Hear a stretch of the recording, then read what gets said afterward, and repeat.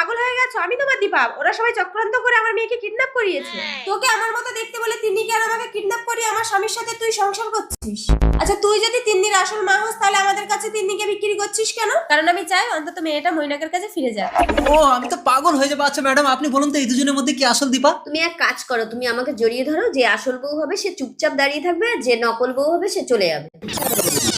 ঠিক বলেছেন আপনি। চুপ করে দাঁড়িয়ে থাকি, না হলে নকল বউ হয়ে যাবে।